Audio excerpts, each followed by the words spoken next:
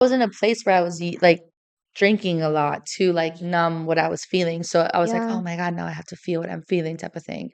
So for me, that was Side like, note about that with drinking, this is like my one thing where I don't know if maybe I just like to punish myself or but it's like, you know how a lot of people will like to drink, not even to numb themselves, because that's more of like what happens later if you're like sad and trying to hide it. yeah. But I think a lot of people like to drink because maybe they feel anxiety or they're shy or they're nervous. So whether it's dating or like a work event, they're like, oh, I need a drink or two just so I could be the best version of myself where I Hmm. don't feel inhibited.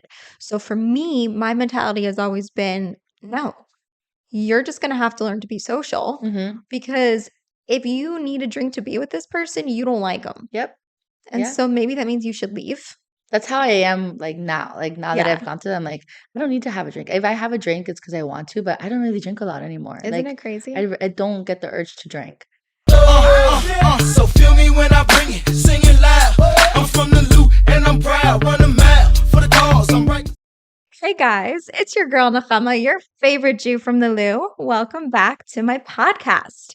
We have a very special guest. I'm so excited. We're up to episode 10 and a little backstory. A lot of people who knew about this podcast before it went live, I said I wasn't going to go live till I had 10 podcast episodes. And I went live after 8 just because on my vision board I put August 31st. So I was like, gotta do it. August 31st, we're here for it.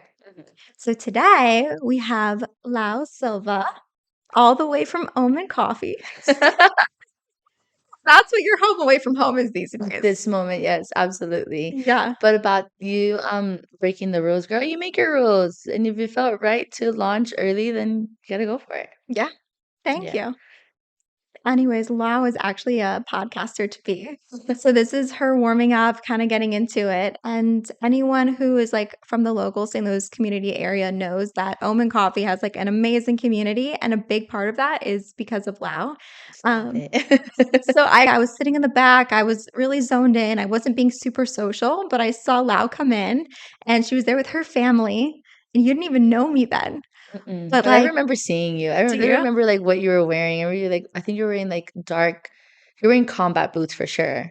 Oh, yeah. I remember that. And you were like all techie in the back, and I'm like, she looks like a badass. No But way. yes, I remember seeing you. I just that I didn't speak to you that day because I didn't know anyone. Right. Well, also, you were there with your family. You were Mhm. talking to Mark, and I heard him like say to you about how like, oh, this is going to be so great. We're so excited to have her here. And I'm like, a newbie. All right. I'm like, well, she doesn't know this, but I come all the time, and she's going to know me. And I've said before, but like one of my favorite things about you is that typically when you get to know someone, you have to warm up. It takes a few experiences, a few different conversations, a lot of exposure, and then eventually, if there's the good energy, you connect. Mm. But what's really special about you is that you're so warm and so easy to talk to. Every person who comes across you that I've talked to about you, we all say the same thing, It's so crazy to me. which is that you're just such an easy person to get to know and you make everyone feel like they're your friend. And we all just went loud time. Oh, that's a true thing. Everybody always wants to hang out, but that's something that I think in this season of my life I'm becoming more aware of because when I was younger, people would always open up to me, but I'd never understood why. Like I just thought I'm like, oh, maybe I just look like a good person to talk to. I never really understood why people feel so comfortable talking to me. I think you putting it like that, like I guess it's a feeling that I give off. Mhm. And I think it's a blessing and it could be a curse too, because sometimes I'm like not ready to hear. And it's not that I don't want to, but sometimes because I am also really empathetic, I take on when people tell me things and I feel their pain and everything. So it's a good thing and a bad thing. But I think for the most part, it's a blessing because it allows me to really connect with people. I don't like small talk. I don't like the hi, bye, how you doing? See you later, the quick 5 minutes. I want to like get to truly know people deep down. So Mhm. for that reason, I am really grateful that I was blessed, I guess, with that. I would say it's like a gift, I guess. It I'm is a grateful for gift. it. It's something that I also have experienced too, but I think a lot of it could be like your face. If you have a really friendly, warm face, people are like, "Oh, she looks like Totally. she cares." But I don't know, it's something I've had to learn to find the balance over the years. But big part of the reason why I wanted to have you on here, aside from like your warm personality, which I knew would just like speak through this episode, I wanted to talk about how you landed in St. Louis because you're from Miami Mhm. and most people are trying to migrate there. I know. They're not trying to come here, and you don't even have family here. I know. So I want you to share with the audience How I got here? how you got here. Okay. So first, yeah, it's crazy. Whenever I mention to someone or anybody at the shop, especially that I'm from Miami, everyone thinks I'm crazy. They're like, wait, what? Like I literally make people break necks, stop in their tracks, and they look at me like a deer in headlights. Why did you leave Miami? Type of thing. And I'm like, okay, do you have 5 seconds, like, or 5 minutes? I'll tell you my story and it'll all make sense, type of thing. And so, yeah, I mean, a little bit of backstory on how I ended up out here. And yes, like she's right. I have no family here. I'm building my own family with my friends, the people that I spend time with, and it's like chosen family. But my entire family is in Miami. My extended family is all in Colombia. I was actually born in Colombia and moved to the States. I think I was 5, I didn't going know on that. 6. Yes. So I actually am an immigrant. And I moved to Miami when I was 5, turning 6. Our family was just, Colombia is a third world country. There's just a lot going on there. And a lot was going on when I was very young. They were kidnapping a lot of kids. They were trying to get money out of people. And then my parents also realized like there's just no future. There's no opportunity there for growth. Both of my parents are very hard working individuals, very resilient people, and they just wanted more for their family. So they decided to make that move. And I think that's kind of where my whole story starts because as an immigrant, as an immigrant child, you're forced to grow up really fast because your parents don't learn the language as quickly as you do. They don't know what they're doing either. Like, when I think about my mom, I think she had to have been 26, 27, I think, when she moved here with 3 kids. Wow. Yeah. That's just crazy to think about because I'm 27. So even just having 3 kids Yes, and then just think about moving to a whole new country where you don't know the language, but you're trying to create a better future. for them. I think we hear a lot of immigrant stories, but I don't think a lot of us understand Mhm. what that means. Yeah.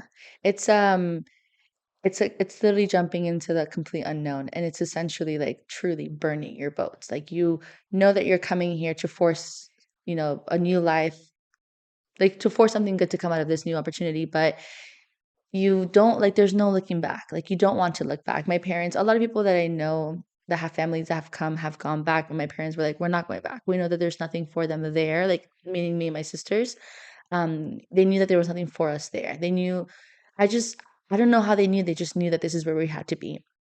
And as a kid growing up, like my older sister, I think had it the hardest because she was the oldest. But you have it hard because your parents are in a country where they've never spoken the language. As kids, you learn so much faster. You absorb knowledge so much quicker than an adult does. So we ended up learning the language much faster than they did. So that we had to translate everything to them. We had to basically help them figure everything out. So we felt all of that impact on us too at such a young age. It forces you to grow up really fast. So I think that just changes a kid forever. Um, and that kind of just, growing up, I mean, we grew up really, really fast. We grew up very independent. My mom was very particular about just making sure that like we didn't need anything from anybody around us. Like we could get everything ourselves. She taught us how to cook. She taught us how to do everything. Like we would prep our own lunches at a very young age, do everything on our own. She would wake us up and be like, "Okay, it's time to start cleaning." Typical Hispanic household. So she basically just made us little women from a very young age, which I'm forever grateful for. But something that I know you wanted to touch on, the whole feminine energy. It kind of made us very masculine energy. It had us in survival mode because when she was teaching us these things, she was in survival mode. So she naturally, without knowing, passed that on to us. And so this is going to lead into how I ended up here. But I grew up with, this not like on purpose. I was just kind of just living my life how I knew to live it. And it was always just not needing anything from anybody, but I wouldn't walk around acting like that. I just always knew that if something happened, I could figure it out. Like I was just always very like so like just very reliant on myself. And all of my relationships were like affected because of that now that I look back at it. I couldn't find someone who was more masculine than me because I was a masculine energy in the relationship. So I always gravitated towards people that or men that were more feminine energy, like a little bit more, not as Isn't like, that crazy though? yeah, there's always a Yeah. balance. Yeah. I think the hardest thing is like all women, I so believe this to my core that like all women really want a masculine guy, but I think we don't know how to step out for Hmm. masculine energy. Hmm. And when you're in that masculine energy, if you do come across a masculine man, he's not going to be attracted to you. Absolutely. Yeah. Yeah. It's like the unhealed version of you is not ready for what the healed version of you deserves. And you can't have two alphas. You just can't. So that's you like you either mess it up or the person's just not gonna want to look your way. And so I dated a couple people like in my past and just very insecure men, very men that just did not step up to like the man role that I wanted in my life, that I now want in my life when I look back. And I was young, I was super young. And although I have nothing bad to say about my ex-boyfriend because at the end of the day, like it's a good thing. It gave me life lessons, gave me a lot of beautiful experiences. Um, that was our dynamic. I was much more masculine. He was much more feminine in the sense of not like feminine energy, like vibes, but just he relied on me more than I could rely on him. I was a lot more resourceful. I was a lot stronger. I mean, obviously, I still am a woman, so I was a lot more emotional, but I was also just I think I was just light years ahead, like maturity wise as well. And I think that took a big hit on us. And we were together for 8 years. We broke up a few times when we were young. And then the last time that we broke up, it really shook me because I thought I was going to marry this person. Like, I talk about it now looking back, like I know that it wasn't going to work out for me. But in the moment, like while I was still in my relationship, I thought it was going to work out. Like, I think I've been talking to a lot of my friends about relationships recently, and it's not as black and white as the romance novels or like oh my God, Hollywood at makes it all. seem. And so the problem is that like no one's all good and no one's all bad. Hmm. And I think also this is a societal thing that we probably should work on, but a lot of times we only talk about the negative things in our relationship to other people. We don't share the sweet moments. Hmm. Because when we're having those sweet moments, we're experiencing them and we're in them. And it's just, you're in this little like pink bubble, right? Yeah. And so no one really hears that. So then if you guys have issues or if you guys break up, people are like, oh, well, I mean, come on. Like we Hmm. saw all the signs. And it's like, but it's not that simple. Yeah. Some before we move on, I actually am curious. So your parents, I actually had another immigrant story on a previous episode. And she talked about how she and her husband actually, even though they immigrated here together, they ended up getting divorced. Hmm. And she told me that a lot of immigrant couples do get divorced Hmm. because it is so challenging. Yeah. So are your parents still together? No. They're not. So I moved here, um, and I started kindergarten. So I got here in August 1999, went straight to school. Our parents like wanted me make us have the most normal experience as we got here as kids. So we did that. And when I was in second grade, my parents got divorced. So they did not make it. And then the reality of it all, mom, if you're listening, I'm going to spill a secret. But my mom and my dad's relationship wasn't the healthiest, even in Mhm. Colombia. My mom and my dad got married. My mom was 16 when she got married. My dad was Wow. 21 or 20. I forgot the age difference. And they got married secretly. They got married in a church, but they got married secretly because my mom's mom, was living in the US already, and she wanted my mom to move here because we're here. But my mom didn't want to move. She was in love with my dad. So they got Mm, married and she stayed behind with my dad.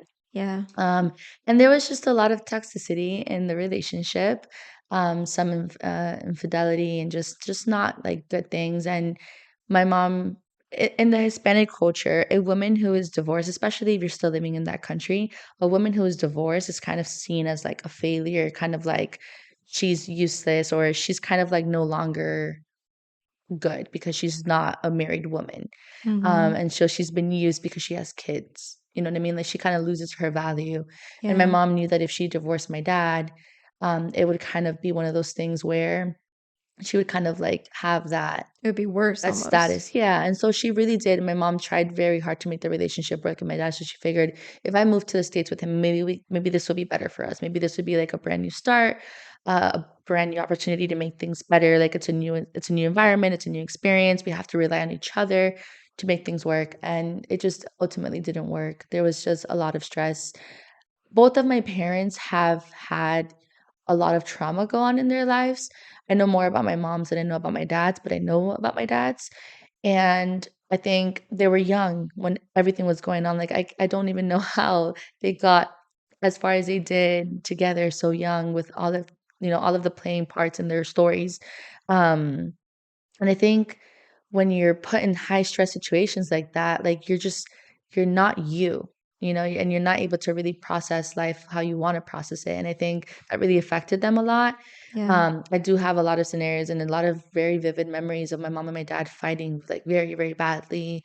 There was one time that my dad jumped out of a moving car. Like we were all in a car together driving back. I'm pretty sure we were coming back from like the Florida Keys, and he just jumped out of the car because they were fighting. And like you're a kid, you see your dad jump out of a car, you think he's dead. Right. So like it was just I think about those things and I get emotional because I just remember like how bad it got.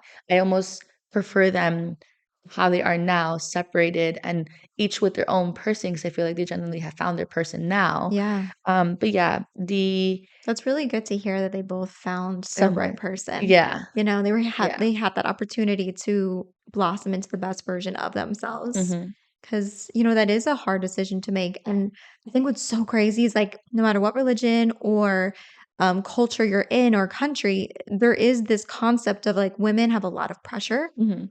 to not be single by a certain age. Yep. I actually watched a really interesting video where it talked about, like, different cultures, it's different ages of when Yeah. it is, but essentially, like, I think in China, they call them the leftover women.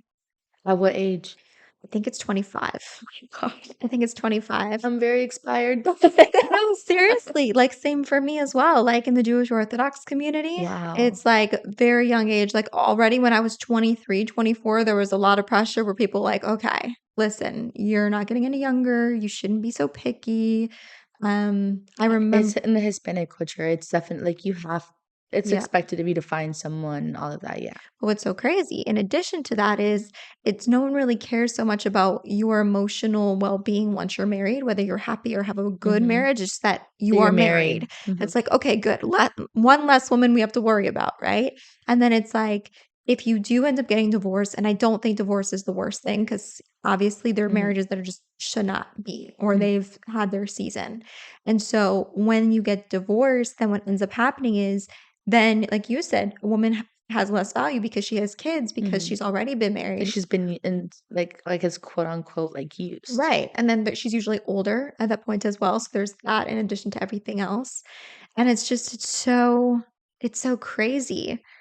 There's so much pressure, and, one of my next guests that I actually have coming on, we're gonna be talking a lot about this, where she comes from a small town in Missouri where it's like there'll be people who'll be married for 40 plus years. When you first hear that, you're probably like, "Aw, Yeah, 40 but sometimes it's years?" not for the best. Usually it's not for the best. Yeah. And that's what's so crazy because you hear a lot of people comparing and they're like, well, my grandparents' age, they were married forever. But were they happy? Was it a fulfilling marriage? Were they bringing out the best in each other? And I know there's seasons where it could be tough, Mhm. but Yeah. I mean, it's I do like complicated. to point out, like, marriage I think when you're married for that long, it's gonna be hard because Mhm. we're like, human beings are forever evolving and forever changing, so you have to be okay with the person that you're with changing into someone else and still choosing to love them. I heard there's like 7 versions Mhm. who that person will become. Mhm. So you're quite literally marrying 7 different people if Yeah. you stay with that person for And that it's a long. choice to make it work, like, staying that long I mean, back then, divorce was not a very common thing. I think it's more so common these days. I think people give up on things too easily these days I too. agree. I really do. I think people say, "Oh, we're just not meant to be," versus, like, trying to make something work. But sometimes, granted, there are some things that should be like, "Okay, we really tried it, knocked it, it's not for us," type of thing, and sometimes, like, it just takes, like, going through that to learn it, but it's just I feel like divorce these days too is kind of like a cop out sometimes. And I also do think our generation is working on a lot of generational trauma healing that our parents didn't go through. So I think we're also becoming more aware of things that we want and don't want. And I think as we do that, as people do that, and if you're in a relationship and you're doing that, then you start to think, does the healed version, like the healed version of myself want this person, or does the unhealed version of me want that person? And I think that's why there's a lot of also separations these days. Um, there's, like, something else to add on in there too. I think that that's a big player in, like, people splitting up these days as well. Yeah. You do have to catch that. The what? Because I felt that. I was like, I've definitely been there where I've like seen people who I'm like attracted to based on like who I used to be Mhm, for before I've like healed certain parts of myself, mhm. like, your type. Yeah. And it's like interesting because they say a lot of times like girls are attracted to their fathers or like their brothers or like personalities like that. And my dad's personality completely changed when he got dementia. So like before he got dementia, he was old school provider, right? Like for him, the way he showed love was by working hard. Mhm. And that was enough. And I just didn't really see a lot of him growing up, like he was very loving when he was around, but it just wasn't like a doting father. And he wasn't like very open about like how he loved us. He just did it through like providing and Yeah. forgiving and gift giving, right? And so then when he got dementia and he quite literally couldn't work or be the provider for the family anymore, that was very hard for him. But it was also like my mom said that dementia saved their marriage because what ended up happening is I guess whatever happened in his brain with dementia, it broke down that barrier that I think a lot of men have where he didn't feel inhibited anymore to say how he felt. And like he's constantly telling my mom how much he loves her. He Oh asked my her to god. marry him like 4 times a day now. Oh And my he's like gosh. always like giving her little massages and little hugs. And my mom's like, where was this our whole marriage? She's like, this is great. I love It's a this. better late than never type of situation, but it's sad that Yeah. it took that happening. But it's very interesting because I've noticed the types of guys that I've been attracted to before my dad got dementia versus now. Mhm. I like guys who are more like open and soft and sweet and like can be like very good with their communication and how they feel, which is so different than the type that I was into before. Before, Isn't that yeah. interesting? Absolutely. I think in the last couple of years of me, like, doing a lot of work on healing a lot of my trauma as a kid and also just, like, what I guess all I've known my whole life, I can catch myself finding somebody physically attractive, and when I break them down, I'm like, "Man, 2 years ago, Lau would have been, like, all up on it. Now Lau's like, I don't think it's the right thing. This person's got some stuff that I don't wanna have to carry too until they deal with their stuff," I guess, essentially. Yeah. It does, it changes as you evolve as a person who you're attracted to, and it's kinda cool that you can have, like, that self-awareness to be like, "I would have done this, but I'm choosing not to do this." Right. Mhm. It's so weird, but Yeah. it is cool to catch yourself because you're like, wow, this is like 2.0 me. Mhm. It's growth. I did interrupt you though. You were saying about how we were right in the middle of your story, how you ended up here from Yes. Miami. So I was just touching on, like, the whole we were talking about, immigrant parents getting divorced, and yes, that's a real thing. Mhm. But then I think I was touching about my relationships and so, like, I just found myself in a relationship, with somebody who when we were in a relationship together, he was great. He was, how you say, very soft. He was very supportive, very sweet, very loving, very, like, he was always, like, confirming his love for me, like, all the time. Like, I always knew that he loved me, but then at the same time, like, he had a terrible um, like, form he just didn't communicate how he actually felt. It was more so just saying the right things versus actually saying the true things. And our relationship ended very suddenly, which was really hard for me because we were living together with his parents.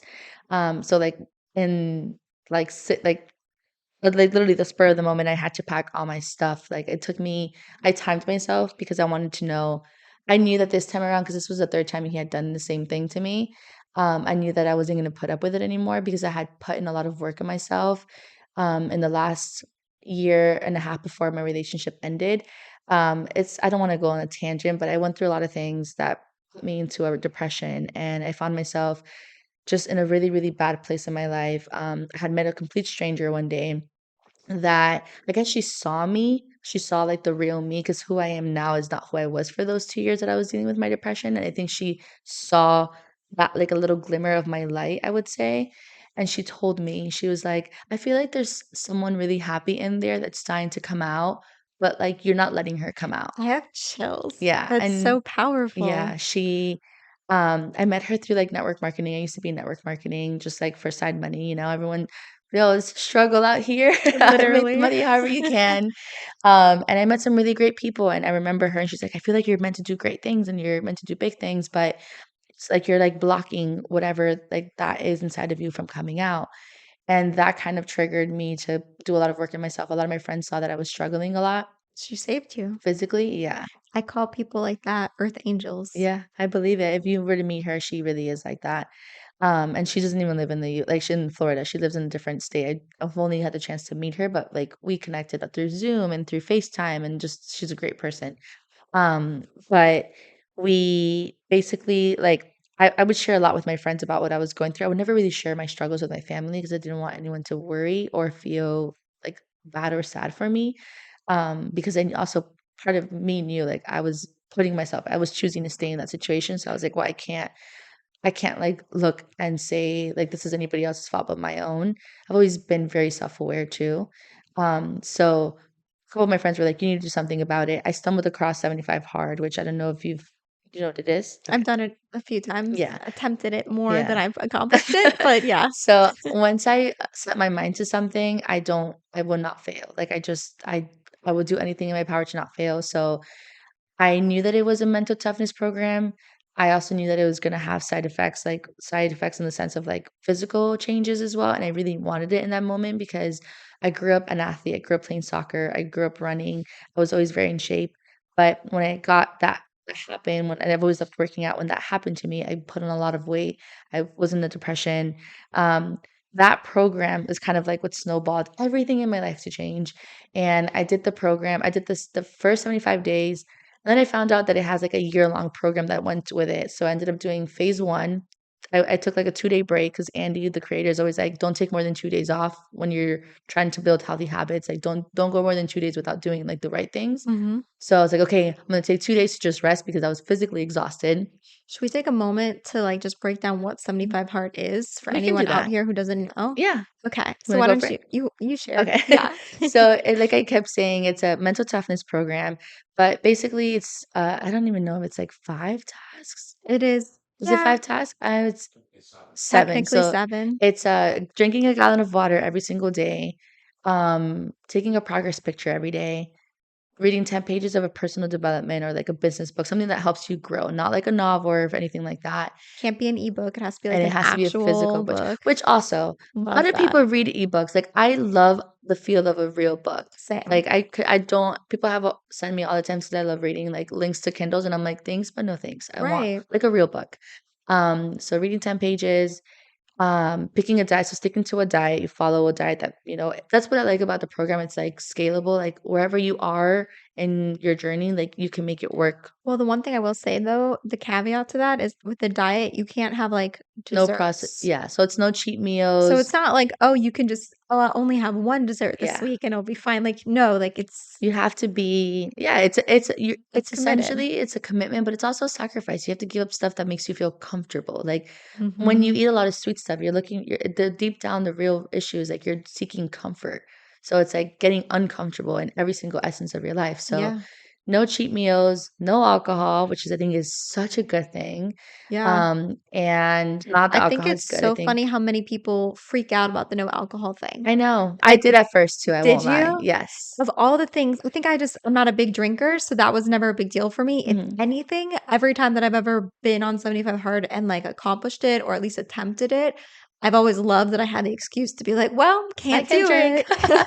My bad. It's Yeah. not my fault. 75 hard's crazy. Well, I was in a place where I was like drinking a lot to like numb what I was feeling. So I was like, Yeah. oh my God, now I have to feel what I'm feeling type of thing. So for me, that was Side like, note about that with drinking, this is like my one thing where I don't know if maybe I just like to punish myself or but it's like, you know how a lot of people will like to drink, not even to numb themselves, because that's more of like what happens later if you're like sad and trying to hide it. yeah. But I think a lot of people like to drink because maybe they feel anxiety or they're shy or they're nervous. So whether it's dating or like a work event, they're like, oh, I need a drink or two just so I could be the best version of myself or I Hmm. don't feel inhibited. So for me, my mentality has always been no, you're just going to have to learn to be social Hmm. because if you need a drink to be with this person, you don't like them. Yep. And Yeah. so maybe that means you should leave. That's how I am like now. Like now that Yeah. I've gone through, I'm like, I don't need to have a drink. If I have a drink, it's because I want to, but I don't really drink a lot anymore. Isn't Like it crazy? I don't get the urge to drink. I'm not at all like I used to, at least. Like high school Lau and college Lau was a good time.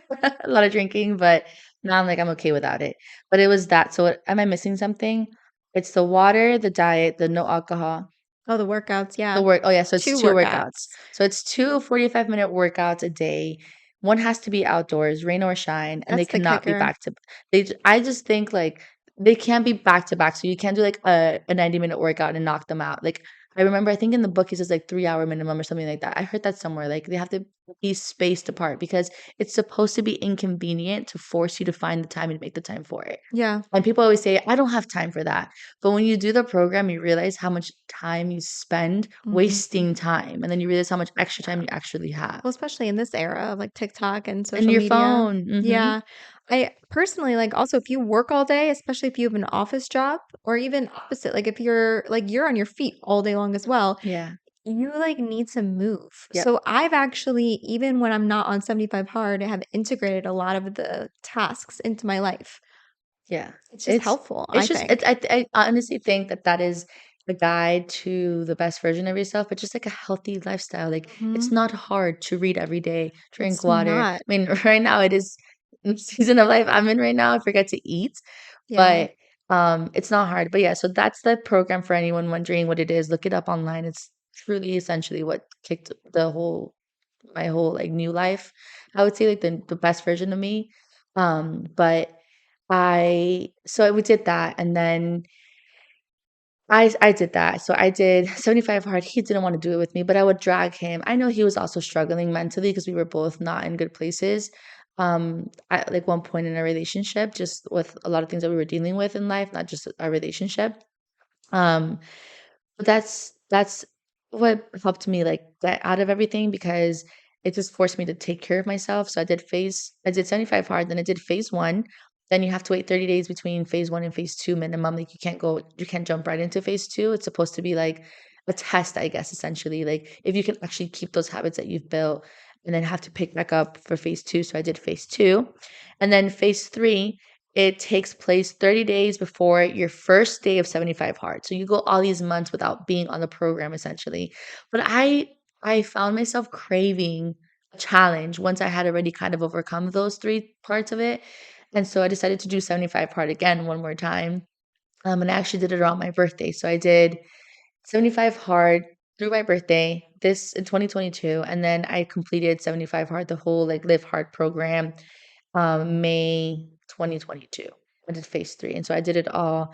And people always ask me, they're like, "Did you ever cheated? Did you ever fail? Did you ever this?" And I'm like, "No, I didn't," because I was so committed. I think I had so much more to lose by just, like, failing it and being like, "Okay, I failed, I'm just gonna start again." I was very depressed, and I knew that that was my way out, and then once I started getting kinda, like, feeling better, I didn't wanna turn back. Like, Yeah. I felt like if I allowed myself to skip a workout or to just fail, it was gonna take me back to that place, and I was fighting so hard to not go back there. So for me, it was more so, like, harder to give up than it was to just keep going. Like, it was easier for me to just keep going. I think that's very relatable. Like last summer, I had kind of fallen into a season of like depression that I didn't even realize. It Mhm, wasn't until like my coach Jeff realized it.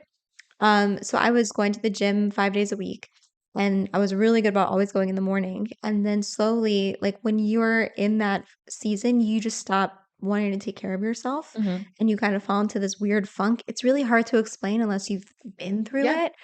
But, like, what happened was is my morning workouts, instead of waking up at 5, the next thing you know, I was waking up at 6, Mhm. and then I was, like, too late to do it before work, so then I was doing it after work, and then maybe I'd miss a day here and there, Yeah. and then he just saw me slipping, and he was able to, like, slap Pull me you back back out to, of like, it. reality, which was so incredibly helpful, and I'm so grateful for that.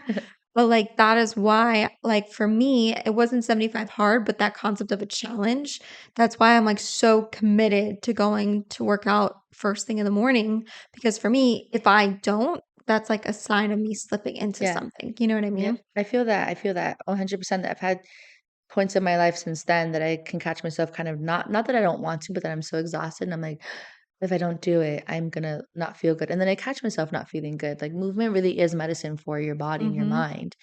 Um, so we're gonna get somewhere. This is all important. But I ended up completing the program. I was the best version of myself at that point in my life because that was about a year ago.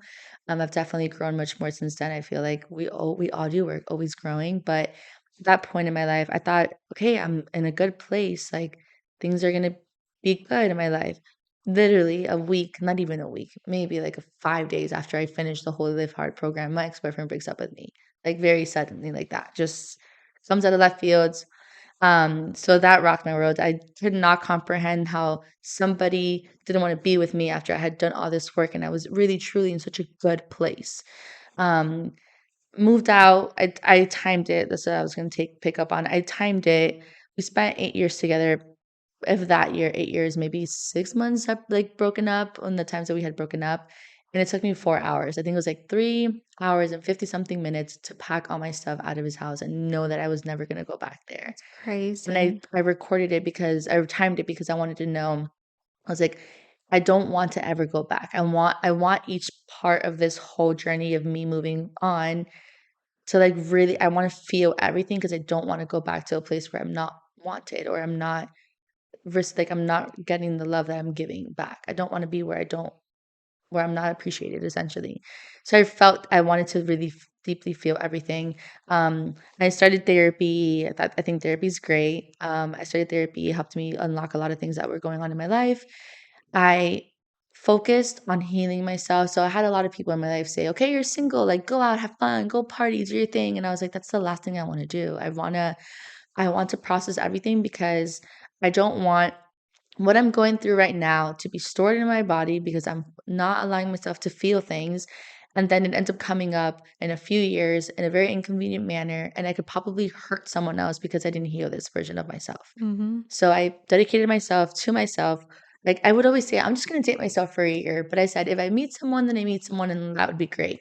But I was very much just like, I wasn't even looking. I just was not interested in dating anybody. Um, I wanted to really focus on myself. And I had people ask me out. I had people, like make hints and kind of tell me that they liked me and pursue me. And I just would keep saying, I'm very sorry.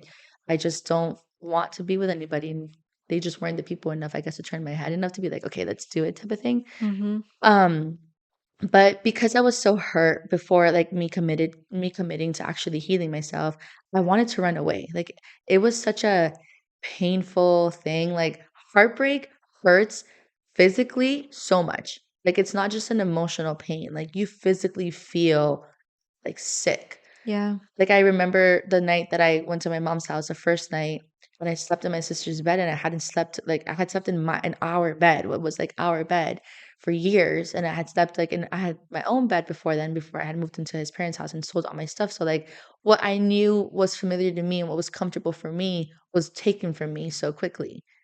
And sleeping in my sister's bed, who's my family, my sister's my best friend, felt so strange to me. I remember just getting up and going to the bathroom and crying and feeling like somebody had literally just like stabbed my stomach because I had this like pit in my stomach that actually physically hurt. And I just felt like it just felt like somebody had ripped my heart out of my chest, stepped on it right in front of me, like spit on it. Like it just felt like the most awful type of pain. And I wanted to run away from it, by nature, like fight or flight kicks in. You don't want to be in an uncomfortable and like painful situation. So that's why people go out and party after a breakup. They go out, they go wild, they To drink, numb they meet themselves. other people to distract themselves and numb themselves. And sitting in your own pain is very uncomfortable. But because I had followed Andy Frizella and I had seen everything else, like maybe I'll move. Like maybe I'll move to St. Louis. But I didn't know anyone in St. Louis. I didn't even know what I would do in St. Louis. I was kind of just like trying to run away from my pain. And I told myself, I made a commitment to myself. I'm not gonna go anywhere until I deal with what I'm going through.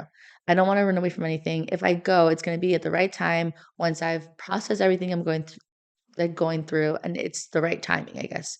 Um, my therapist showed me the power of journaling, which all of this will play in because I just feel like my life the last year has really just one thing has just always tied to the next. It's kind of crazy. So she's like, start journaling. It's called alignment. Yeah, it's so If you're crazy. into like law That of is the word. attraction, I'm very into like law of attraction and energy. And so like when things like serendipitously Mhm. almost seem to flow one into the next, Yeah, it's because you're doing what you're supposed to be doing. And it's like the yeah, universe or God is like, good job. yeah. Keep going. You're doing great. It's exactly what it is. Yeah. So she showed me the power of journaling. She's like, start journaling. Start writing down your emotions and just write down what you're feeling. And Mhm. I started finding a lot of like relief in that. Like I just started feeling good getting it all out because in the past I would just kind of like hold it all in. You mentioned before how people in relationships only share the bad. I would only share the good. I would never talk to anybody about the bad because I am very big on your relationship should be private. I feel like you should It should be. protect it. Not everybody should know what's going on all the time. They You should shouldn't, but unfortunately, a lot of people People do do. overshare. Yeah, Yeah. I think oversharing is more so damaging than it could be good. And I'm not saying that you shouldn't talk to people in your life. I just think Be careful. be careful who you talk to and what you say because Mhm. ultimately people will change their view of certain people and you want to protect that person too. Like that's at the end of the day, the person that you're choosing to be with, you should protect them. And you should protect your relationship. So I would never share the bad, I would only share the good. So when I was out of my relationship, I started just letting things out. And I was like, well, then he would do this and this would happen. And it was kind of just like I was overwhelmed with emotions. Journaling helped me just get it all out and process all of it. And a year went by, a few months went by, highs and lows. Grief is very hard. Grief hurts like hell. You have days where you feel like, oh, I'm good. I'm over it. I'm never gonna cry again. Like I'm on top of the world. I'm hot shit. Life is good. And then the next day you feel like you are going to die and you feel a lot of anger and you feel a lot of sadness and it's just a lot of back and forth. It's a roller coaster of emotions that I wish I could have gotten off so many times, but I'm grateful that I didn't because it eventually comes to a stop. You just have to literally ride it. Well, And there's actually one point that I'm actually curious about because, like, the last, like, really hard breakup that I had was, like, 3.5 years ago, and when that happened, I remember just feeling like, I don't think my heart could handle this again, mhm, like, breaking like that again. Because obviously, like, part of dating is unfortunate, but if it's not the person, inevitably there's gonna be some heartache that comes along with it. yeah, And like everyone says it like, "Oh yeah, that's the way it is." But like that's really, really hard to like I know. experience, you know? So how do you how do you handle that? How did you handle that with journaling and just reflecting and like talking to your therapist and your loved ones? How do you come to terms with like that pain where you're like, how can I ever love someone again? I think it's I think for me, I just with all the work I've done, I'm like, I think I'm very much deserving of love. Like love is such a beautiful thing. Like finding your person because my relationship for the most part, my relationship wasn't bad. Like we had a really good relationship. I remember how good it feels to feel loved and I think that's such a beautiful thing. Finding your person is such a beautiful thing. I think that's worth going through some pain sometimes. Like I think you have to go through the bad to experience the good.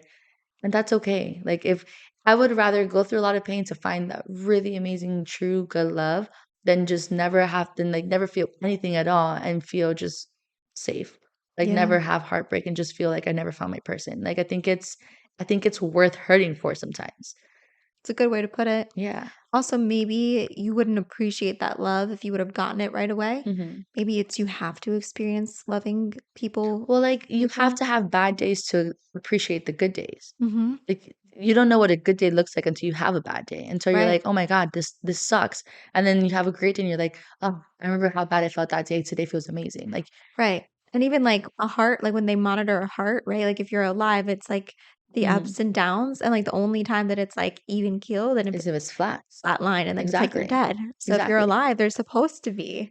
You're It's just supposed to part go about through it. life. If you're choosing not to feel any pain because you don't wanna, you know, you don't wanna go through any of that, you're not gonna get that high.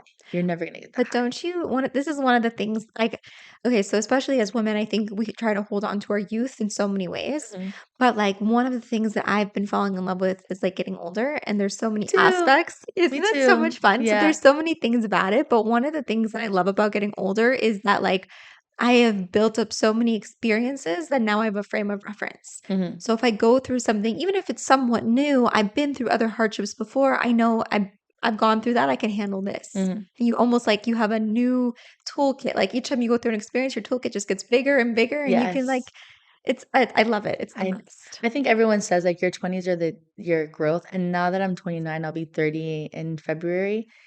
I'm like, "Oh my God, I really did. I lived. Yeah. I've built, like you said, my toolkit. I've gone I through heard your 30s experiences. are amazing. I'm ready to be flirty and thriving." Okay, that's all I have to say. Everyone's like, Murph is like, no.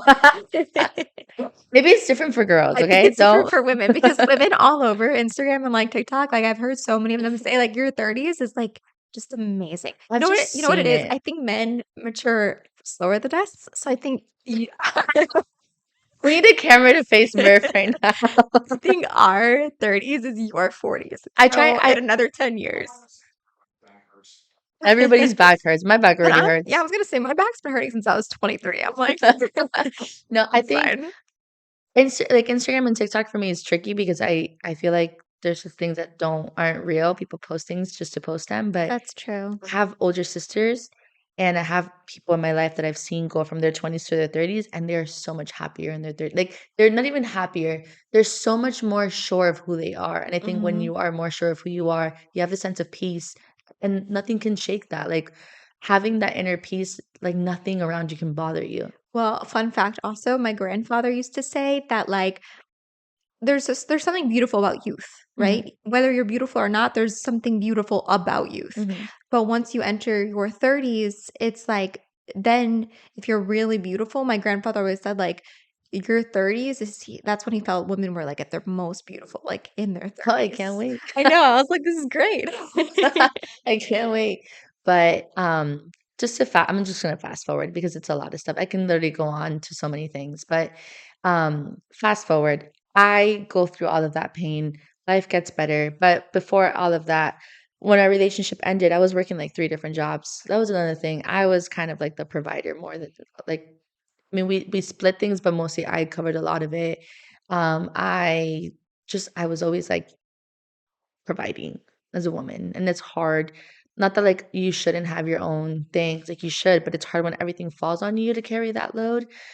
So I stopped working a couple jobs when we broke up because I just felt like it reminded me so much of him, so I found a job.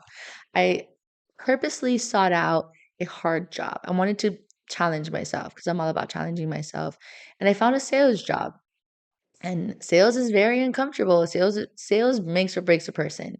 And it was really uncomfortable. It was a new season of my life. I had to meet so many different people, but that taught me a lot of things for my life and like just how to talk to people, connect with people, relate to people. It kind of just helped me bring this side of me out again because I had to use this to kind of get in contact with my customers. And it kind of just like let me be me again. And it was a really hard job. If you're in sales, my God, I pray for you. My eye twitched from day one until I left from the Ooh, amount of stress that I was under. yeah, It's I've had that. yeah, it's a stressful job, but I genuinely think sales is like one of the best. I think everybody should go through a sales job at least once in their life. It teaches you so much, and because everything in life is sales. You sell yourself on a date, you sell yourself for a job, you sell at all times. And I think if you learn that skill very well, sell a message, you can sell a brand, you can sell anything. So that really helped a lot. I think that plays a big part in what I do now at Omen. It just helps me really relay a message and how to speak on it and how to share it with people and make people feel things a certain way. But all in all to say, I had done the program. I had the 75 hard program. I had this job. So I was in a place where I just kept pushing myself for growth, pushing myself for growth. Like I was literally Bob the Builder on myself. Like I was just working on myself all the time. I really wasn't going out a lot. If I did, I would go out with friends, but I was choosing a lot of isolation. I was in a point in my life where I just wanted to be by myself so I could focus on myself. Um, but along this journey, I guess I don't remember how I fell on his page, Mark, who's the owner of Omen.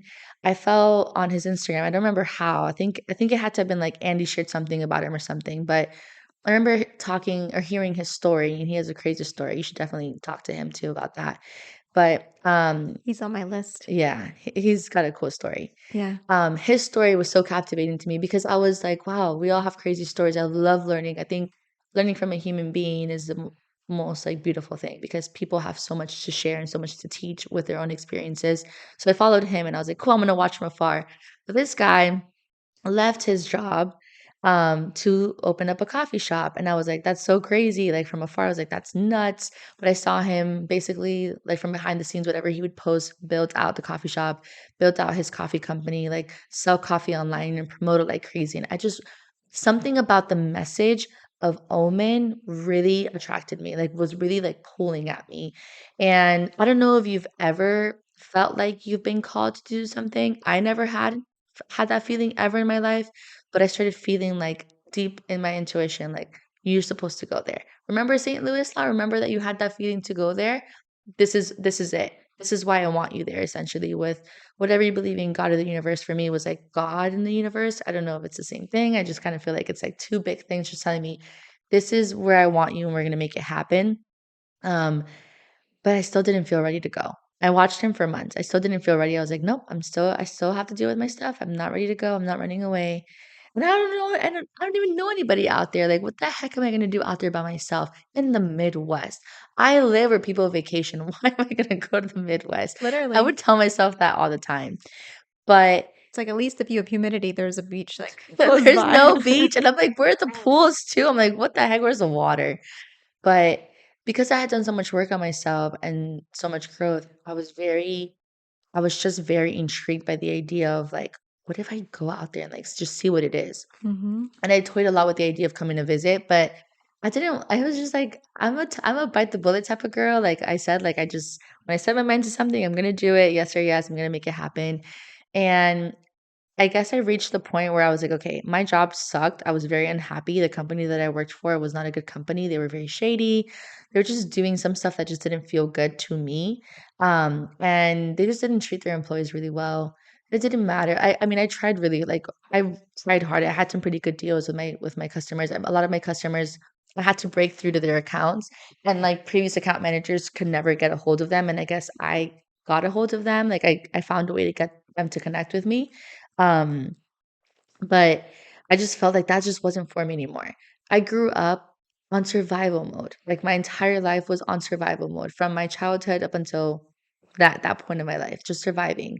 I have found myself in different times of my life literally taking pennies and coins out of a piggy bank to go to a drive-through to get food. Like I have literally truly been on survival mode, and that has caused me to be like money driven, just looking for stability and security. Well, at this job, I was making great money. And I was like, okay, well, I did it. I figured it out. I'm making great money. Not a lot of money, but I was making good money compared to what I was making in other jobs. But I was so empty and I felt so unhappy and I felt so lost still. I'm like, I'm doing all this work. I feel good. I feel healed, but I'm lost in this area of my life. I don't feel like I'm living in my purpose. And I kept, because I was doing so much personal development, everyone talks about your purpose. And I was like, what the heck is mine? And I've always known my purpose is to help people. I just didn't know what that was going to look like, what vehicle or avenue I was going to do that in. And it's crazy. I got the feeling to be out here. I eventually just felt like my job that I was at was just only, I guess, fulfilling my money driven self, not my purpose driven self. And that version of me was no longer me. Yeah. I had shed that skin already. So I had been watching Mark for a while and I kept feeling just called to do it. And I was like, you know what? I'm just gonna message him. I'm just gonna be like, hey, I saw that you're hiring. And I literally I feel like I could find it. We've messaged so much since then I'd have to find it. But um I think it was something along the lines of, "Hey, I saw that you're hiring, or I saw that you had asked for resumes. Are you still hiring? I know this is kind of crazy, but I kind of feel like I'm supposed to be there. I'm supposed to be a part of this, and I would love to be a part of it. I do live in Miami, but if it's the right fit, I would make the move." Homeboy did not take me seriously at first. Like he did not. He was like, "Oh yeah, I am hiring," but he didn't really like ask questions. He didn't like kind of. I don't even think he toyed with the idea of like me coming out here. Um, but as a salesperson, you hear it a lot. The fortune is in the follow up. So I was like, I have no shame in my game. If this is on my heart and I feel this drive to be there, to be at this place, to see what this place is doing in real life, I'm gonna follow up. So I kept following up. He was dealing with a lot. I think this was like a week or 2 weeks before the grand opening. So there was a lot going on. Um, and followed up, followed up, followed up. I think I followed up like 3 or 4 times before he sent me Grace's information. Grace is his girlfriend, to have a FaceTime call with her. And we chatted. So then finally me and Grace sit through FaceTime. I remember I had just parked my car. I was sitting in my car. I had gotten home from work. It was like 6 o'clock or 6:30 my time. No, sorry, 7 my time. Um, and we're on FaceTime and we're just talking and it all just felt so good. Like I felt at peace. I was nervous before I was talking to her on the phone, but while I was talking to her and we were talking about Omen, I started feeling peace. I was like, oh my gosh, I'm not nervous. Like, I think this is the right thing. This is what I'm supposed to be doing. And our conversation, I think, was like, it's supposed to be just like a little interview. So maybe 20 minutes. I think we talked for like 40 minutes, talked about life, talked about our backgrounds. Like, we just had such a good conversation. And she showed me the shop through FaceTime, took me through like all 3 floors, told me what their plans were. And I was like, I don't need to know anything else. I just know I'm supposed to be there. God is Yeah. calling me to be there. Like, God literally has kept showing me Omen, Omen, Omen everywhere. Just go there. Um, then a week after she tells me we hang up and she says, "Okay, I spoke to Mark. I want him to talk to you. He will be reaching out this week." He did not reach out that week. Again, I had to follow up again, and eventually we ended up spending some time to speak. My conversation with Mark, who had the final say with me, was very informal.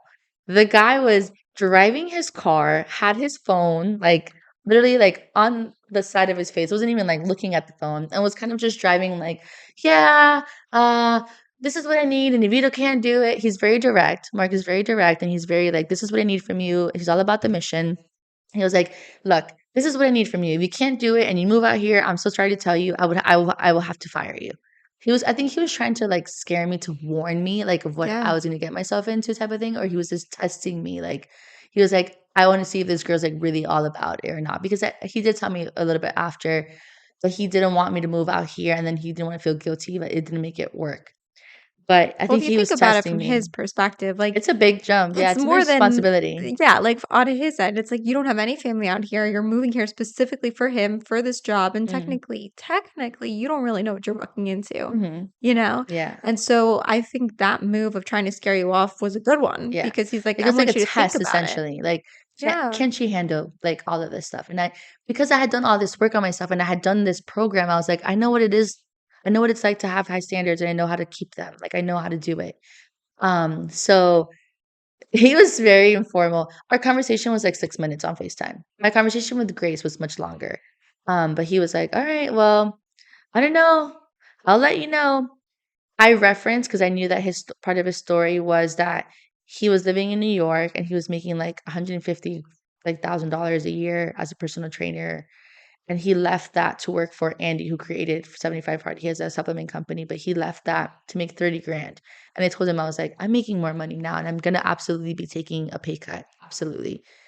But I'm okay with it. Like, it's for the mission. I'm like, it's crazy. Your story and my story, like, I'm like, if you think about it, it's like a full circle moment. What you did for somebody else, I'm doing for you. And it just felt right.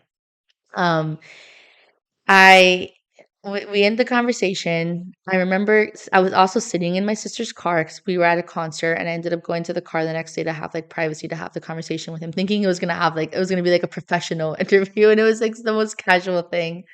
And I remember walking back into the hotel room and sitting in the elevator and just being like, I know I'm going to St. Louis. I'm gonna be living in St. Louis in like a couple weeks. I just know it. The next day, I'm home. I had called out from work. So, well, I hadn't called out. I just had the day off from work. So we were away. The concert that we were at was in Tampa and I live in Miami. And he texts me, he's like, hey, can I call you? And I'm like, yes, absolutely. So he calls me. He didn't even say like, okay, you got the job, come out here. His words were, I'm not opposed to you coming out here. That was how he told me to come out here. And to me, that was like, I got the green light. I didn't care that it wasn't like, You're like, I'm in, let's for go. me, it was like, I just needed an inch Yeah. and that's all I need. Like, I will show you You that were ready this to is, prove yourself. You were yes. ready. I was just ready. I'm Everything like, lined okay, I up. got it. Green light. I'm in. Um, got the green light. It I was was so like, sweet that your whole family came to like settle you in. yeah, it was great. That wasn't even a whole, that was like 1/3 of that. Re- Not even 1/3. It's like a Okay. tiny amount. It's like 10% of I know, but still, it. it wasn't like you just they were like, bye at the Yeah, airport. it's Like, a Hispanic thing. You do everything together. I Like, love that. yeah, I love my family. But we so That was on a Monday. That Tuesday, I go to work. I was very good about how I kept up my accounts. I was very, very detailed. I am very detailed. I kept a lot of notes. So anybody who got my account after me didn't have to ask my manager a single question. I had everything like logged. So I didn't feel the need to give them 2 weeks. I was like, first of all, people are coming in and out of this company like nothing. They replace people like nothing. I'm like, I'm not gonna sit here for 2 weeks when I could be living my new life already and doing what I want to do. Yeah. So I told my boss, I'm gonna give you until Friday. I'll tidy up everything. Everything was done. Like everything was Mhm. literally done. I always had everything like so well done. But I let him know. Then I had to start letting my friends know.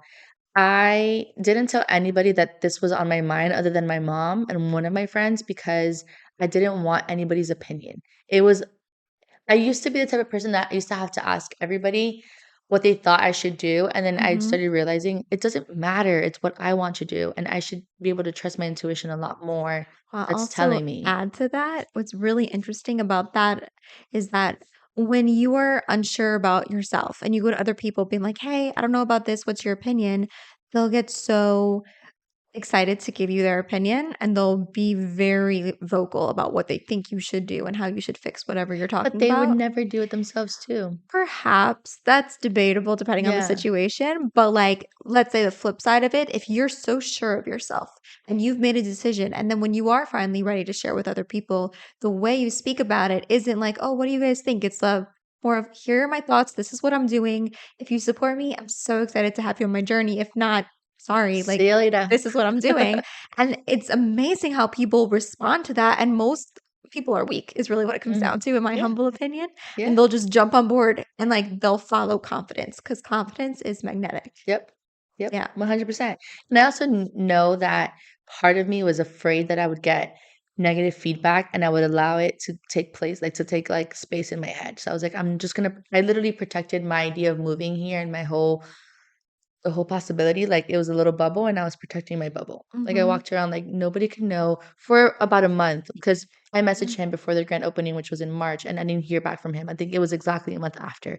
I kept that to myself. Only my mom knew. I remember when I told my mom I wanted to move too, we were standing in her kitchen, and I just started crying, and I was like, "I'm not happy, mom. I need to do something else, like, and I know that I need to go there."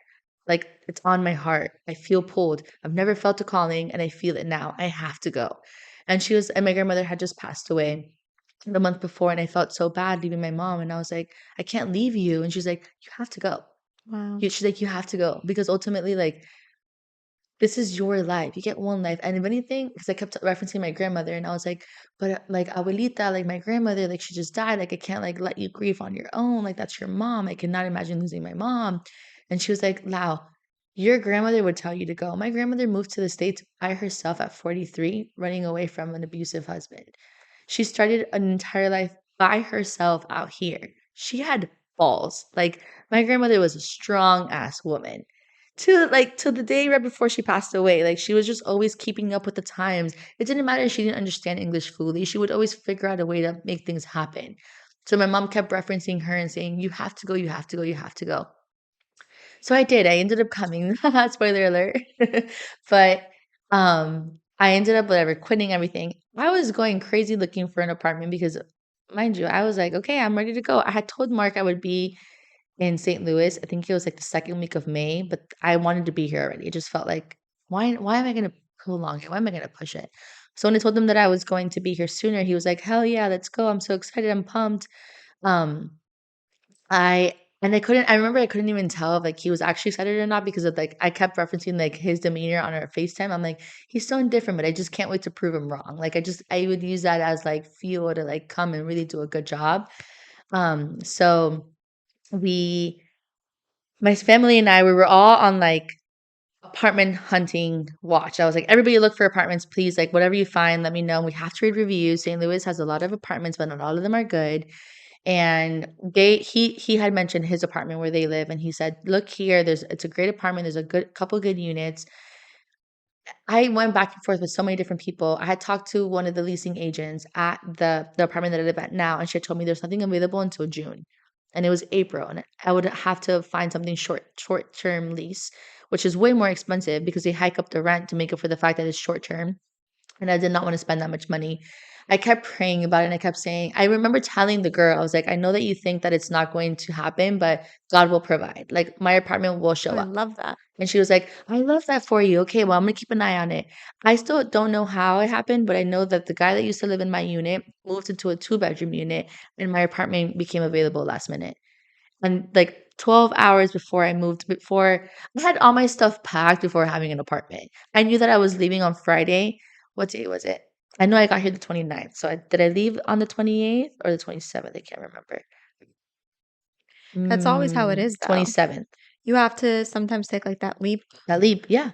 I got here the 29th. So the Mhm. 28th of April, I was like, I know I'm leaving that day. 28th of April, I'm leaving. I'm going to be starting my new life. And I just my mom's like, "But you don't have a place." I'm like, I know I don't have a place." That's another thing about me. I have a lot of faith in things just working out. And they do. And they do. They They always always do. do. I feel like if you don't have faith, they don't. Right.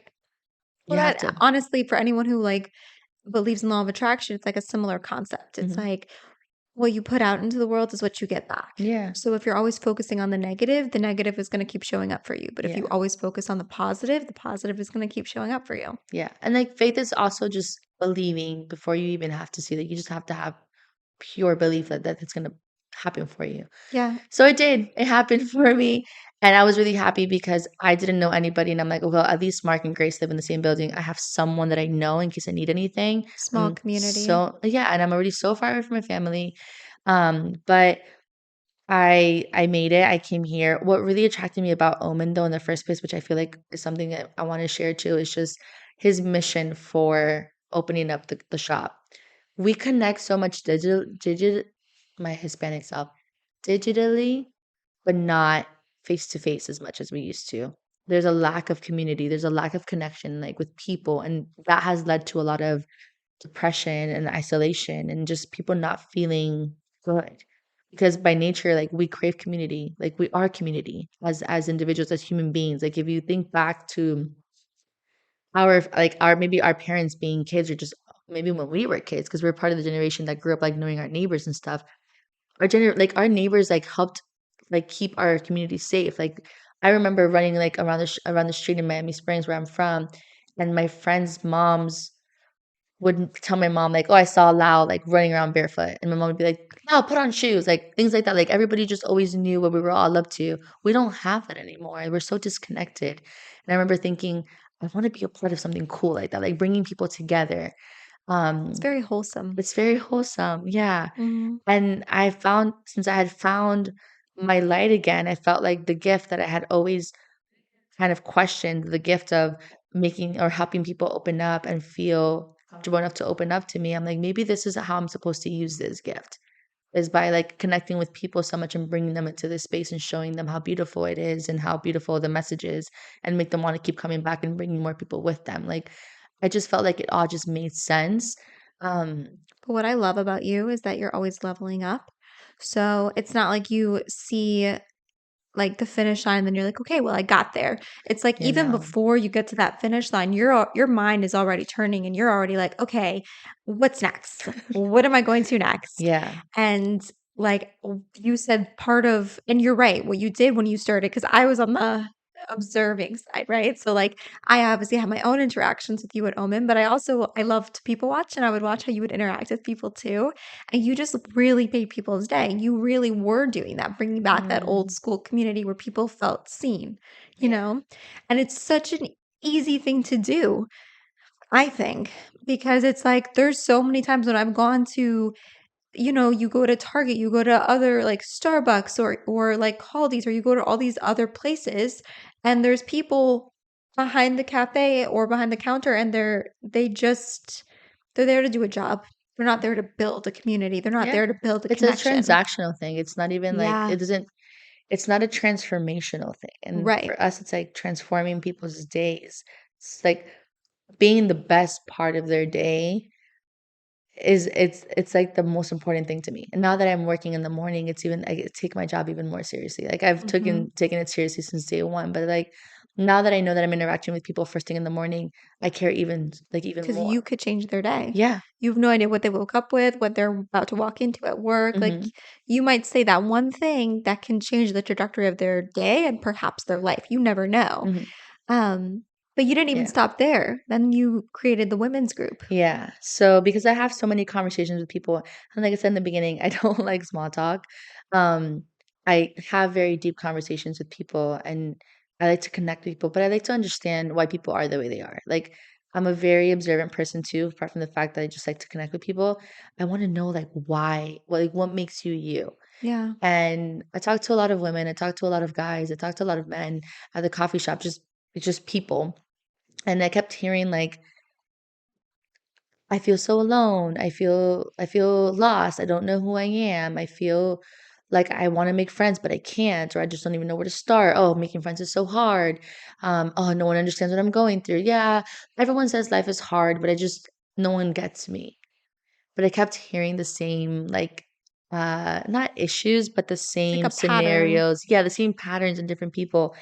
And I just kept thinking to myself, if this person would talk to this person about what they just talked to me, they would realize that they're on the same page and they relate and maybe they can work on their things together. They can come together and like find Yeah. solutions or something. There's actually, I'm not going to say the entire one because, to be perfectly honest, I don't remember the entire quote. But there's this Hebrew quote that says, "Chachmas nashim bansa besa," which means the wisdom of a woman builds the home. Mhm. And so it's very important that, like, obviously when people look at traditional roles, they see like the man as the provider and then the woman is like the heart of the home, right? Mm. But the thing is that a woman has like so much power to build that man, to feel like the protector, to him be like his strongest, most masculine self. Uh-huh. And so it's like, as women, if we can heal ourselves, if we can like tune into our inner feminine, we can quite literally change the world if we create a community, which is what you've done. So Yeah. I attended the first few women's groups and then Mhm. I got overwhelmed because Lau is so popular. Like everyone loves Lau. Everyone does. And it's like I went for the first 3 ones and like each one like brought new people. Like it just kept Yeah, getting bigger. it is growing a lot. And I love conceptually the women's group, but I also love deep conversation. And like for me, I think it was just more of I felt a little overwhelmed Mhm. by like the big group. Mhm. But conceptually, I think it's amazing what you're We've doing. actually been breaking off into small groups to give Yeah. that intimacy, like that, like closeness within like smaller groups and more personal relationships in the group. So that's kind of, I mean, I say come back just one more time. So maybe But after the holidays, because there's a yeah. bunch of Jewish holidays right around the corner, I might come back because like there were so many takeaways that I got from the women's group. You introduced me to journaling, which I've Mhm. been doing ever since, and Oh, I've I love totally that. fallen in love with it. I love that. It's been so inspirational for me. And then also like understanding like the women's cycle and your flow. Mhm. There's this app called 28. Mhm. And I didn't realize how everything is just so affected by everything else, whether it's like friendship wise, socially, work, and how you can eat ahead of times to like make symptoms when you're actually like on your period Yeah, so it's a much whole thing. better. Well, so like men are on circadian rhythms. We Right. we like we are on a hormonal cycle, Right. like a hormone cycle. Like that's what runs our lives. So if a woman doesn't understand what that looks like for them, because it looks different for everybody, very similar. There's only 4 phases, but different like time wise, like within your cycles. Um, if you don't understand what that looks like, then you don't understand yourself because that's what makes us us. We have seasons or we have weeks in our periods where I'm sorry, weeks in our phases where we're on our period and our energy levels are lower and we're more Mm-hmm. emotional. We have while we're ovulating, we feel very confident, we have high energy, we feel very happy. So like we are on a roller coaster of emotion month to month. But learning how to navigate that Hmm. and learning how to expect it has totally changed my The game. relationship with it, you Yeah. know? It's been so cool. I love Yeah. it. So, I mean, that reason alone, I'm like, well, there definitely was amazing takeaways. I met already like amazing women at the group I'm friends And with you told now. me like Phoebe texted you. I'm like, I love it. Yeah, it does. Yeah. For me, the women's group, I brought up the idea to Mark because he was like, this is all about community. And I'm like, cool. Okay, cool. We're bringing people into the coffee shop and I'm introducing people to each other. I also do this thing where we sit at the bar. If you haven't been into Omen, if you have not come into Omen and you want to meet somebody, sit at the bar because I'm kind of like your icebreaker. Everybody who sits at the bar, I make it a point to talk to them, and then I kind of will pull from one conversation to the next and kind of pull somebody who I had already spoken to into the conversation to introduce them to each other and just to Brilliant. make people connect with each other. Mhm. And I have seen amazing friendships come from that, like people who now hang out or will come into the coffee shop and they'll sit next to each other and work together because they have had that interaction already. That's so rewarding. It's really cool. It's honestly, I'm such a sap. I find myself just standing in behind the bar and just like looking around. I'm like, this is my life and this is so cool. I get to be a part of this really cool project. Like it's Yeah. just the coolest thing. But I brought up the idea to Mark because I said, okay, if we want people to really connect and come together, we need to give them a way to do that. And I think men and women's group would be great. And he's like, heck yeah. Like he's been very great with letting me present ideas and he's been very good at letting me like run, like have like a sort of say in these things. But he said, okay, well, I'll do the men's group and you do the women's group. And I was like, okay, cool. Like I'll facilitate. Like we'll talk about this. He goes, no, you have to lead it. So Mhm. he's also forced me constantly to get uncomfortable and stay uncomfortable. This job has come with a lot of pressure, and I think I couldn't have been in a better headspace coming into it, knowing that I had done all this work on myself. I'm very coachable. I knew nothing about coffee. Oh yeah, heads up. I left my entire life, my corporate job, a steady, like a pretty good paycheck, um, a my entire family, like all of what I knew, all of what I was comfortable with for a coffee shop. And I don't even drink coffee. I never made coffee at all. I don't drink coffee. I don't drink caffeine, but it was where I was supposed to be. And since day one, I will say, since being in St. Louis, I love St. Louis. I really am really happy here. I'm going on month 5. Um, there has not been one day where I haven't felt uncomfortable. Wow. And it's not like I'm uncomfortable, like I'm uncomfortable, my life is sucking. No, I'm uncomfortable because I'm growing. Every single day I've been challenged to grow, whether that is at my job, in my relationships with people, with my friendships, dealing with like different personalities. I have been challenged to grow every single day. Coming It on a has been, podcast. it has been coming on a podcast and sharing my story. It has been so uncomfortable, Mhm. all for the best, like all for the best. I think I've just everyone says like get uncomfortable with being uncomfortable or what is it? Get comfortable with being uncomfortable. And I've really just taken that. Like I've taken that and said, all right, let's go, that type of thing. But yeah. Yeah.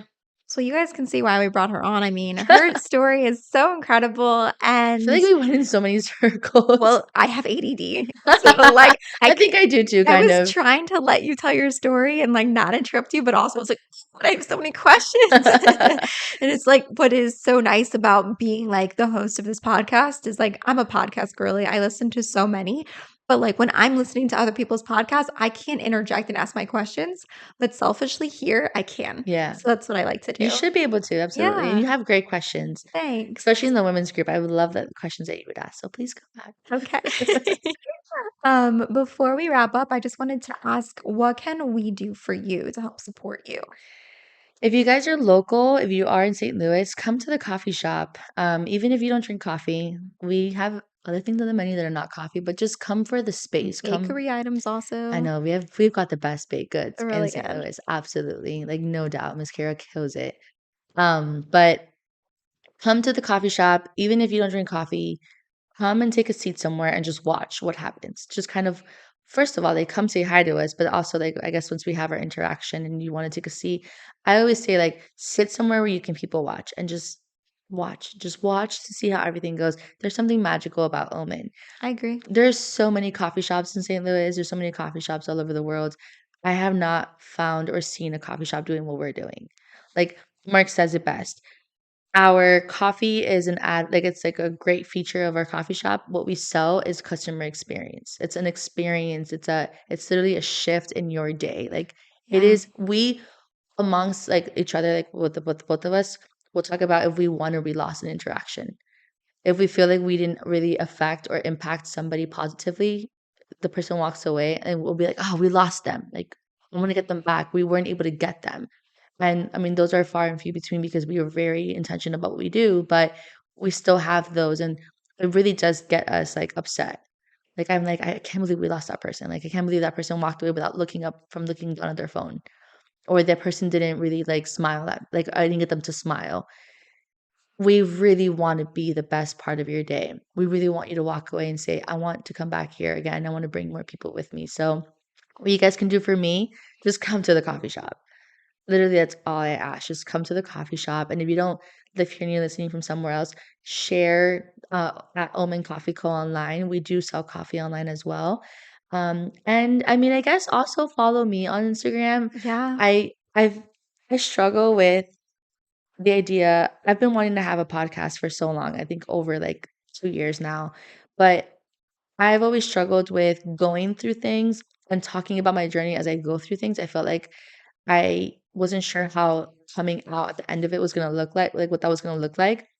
So I never shared as I went through things. I always share after I go through things because I Right. feel like I can show you the way now. But then I just have awful imposter syndrome. I feel like I'm just a regular schmegular girl that doesn't have anything to say or to No, show. I know you always remind me of that, but no, but can I just like pause for a moment and say, A, you should follow her. We'll put your handle like right here so people can see it. okay. Be like here. It's at Lau Silva, Lau Silva Hmm. underscore. So And also, like, listen, everyone knows, like, Instagram, sometimes you go on for motivation. A lot of times you go on because you're nosy and you want to mhm, look into people's lives. And then sometimes you're just bored. mhm, And so, like, a lot of times I'll find myself just like, swiping through everybody's stories. mhm. But I will say, your stories are my favorite. Like, I'm always so excited when I see your little face pop on because I'm like, oh, wow.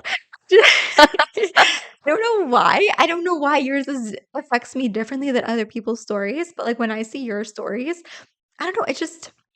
It's so wholesome. It's so real. You share all sides of your Yeah. story, and it's just I love to see what you're up to. And I don't know, I feel your like warm energy even through your Oh, stories. I have I have my sister. Like, I have a lot of friends, but my sisters and their friends, like, I was just in Miami last week for my Mhm. first time going back home, and they all tell me that they're like, "Whenever you post on Instagram, I get so excited." Yeah. I'm like, "I don't even post on my feed a I don't lot." know what your magical I don't thing know what is it because is I don't know either. I swear to God, there's not one other person who does And that effect I like you do do. I do think being here, like, I'm around a lot of people that have big followings. I don't I see how much people really follow people on Instagram, like, really, like, they follow their story and everything. I'm like, I never want to portray that my story or anything is perfect, so I'm Yeah. very vulnerable, like, Well, I I've been think yours told is unique. Maybe yeah, that's what it is. it could be it. Because I'll see like let's say an influencer post something and it's like, "Oh, that's cool." Mhm. But then I'll be following up and I see that three other influencers do the same Same story, the thing. same thing, and I'm like, "Okay, so I'm not looking at real life influencers. I'm looking at trends." Yep. But I feel like Pattern and yours all is that. so real and Yeah. wholesome. And I would say if I were to give you advice as someone who has a podcast and someone who loves listening to them for your podcast, it should probably be two things. One, I would say you have so many connections.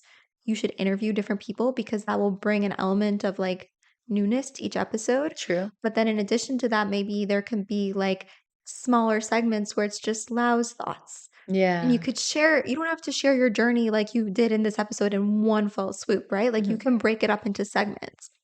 I It's think you like should life do that. lessons, yeah. I Yeah. don't know. I've been told my vulnerability is my superpower by a lot of people, so Yeah.